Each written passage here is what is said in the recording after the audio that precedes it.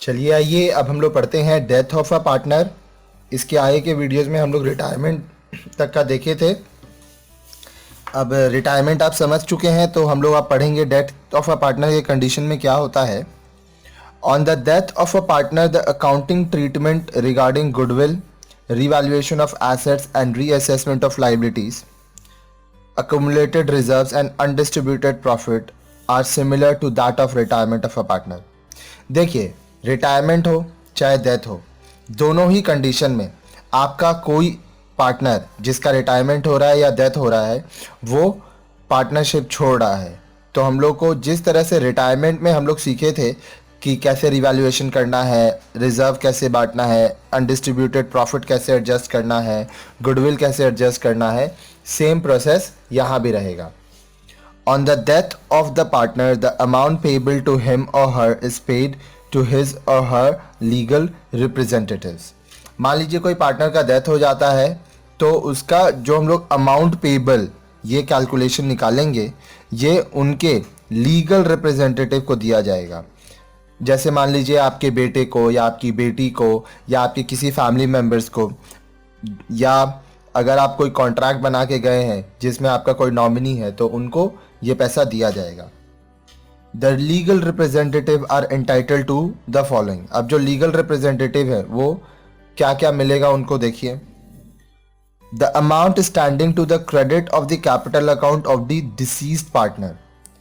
जो पार्टनर का डेथ हो रहा है उसके कैपिटल अकाउंट में जो उसका क्रेडिट साइड का अमाउंट होगा, कहने का मतलब amount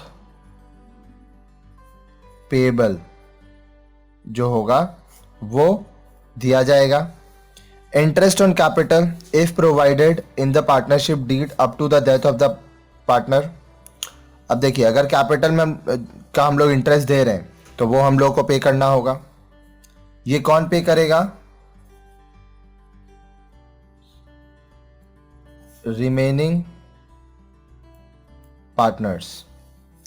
share of goodwill of the firm, जो गुडविल का कैलकुलेशन होगा वो पे करना होगा। शेयर ऑफ अनडिस्ट्रीब्यूटेड प्रॉफिट और reserve, share of profit on revaluation of assets and liabilities, share of profit up to the death, share of joint life policy. कहने का मतलब सिंपल है, हर वो चीज जो कि उस पार्टनर का है जिसका डेथ हुआ है वो सारा चीज का पेमेंट हम लोगों को करना होगा। किसको? उसके लीगल रिप्रेजेंटेटिव को। कौन करेगा? जो रिमेनिंग पार्टनर है। देखिए, the following amounts are debited to the account of the deceased partner's legal representative.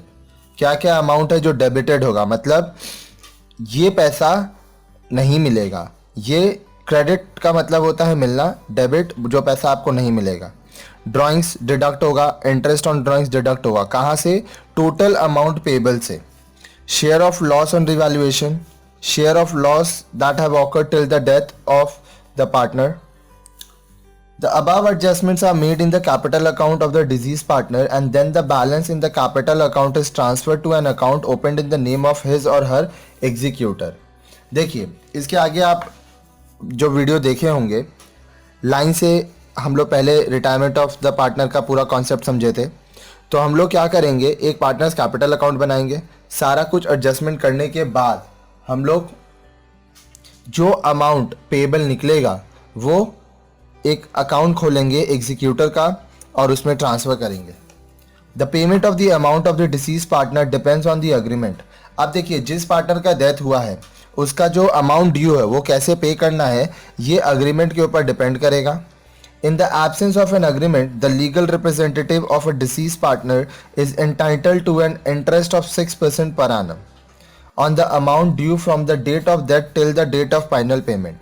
कहने का मतलब अगर कोई अग्रीमेंट नहीं है, मान लीजिए किसी का डेथ आज है आपका 25 फरवरी 2018, ठीक है। मान लीजिए आज होता है डेथ, आप कैलकुलेट किए, अमाउंट आया ₹1,50,000, ठीक है। अब ये पैसा आप दे रहे हो मान लो 3 महीना बाद, 25/5/2018, ठीक है। तो आपको 3 मंथ्स का इंटरेस्ट देना होगा at the rate 6% per annum. ठीक है, अब देखिए ये कंडीशन के ऊपर डिपेंड करता है। अगर कोई एग्रीमेंट है तो उसके हिसाब से अपने चलेंगे, अगर एग्रीमेंट नहीं है तो जो फ्लैट रेट है 6% एज पर दी पार्टनरशिप डीड एक्ट जो होता है आपका पार्टनरशिप एक्ट का, उसके हिसाब से।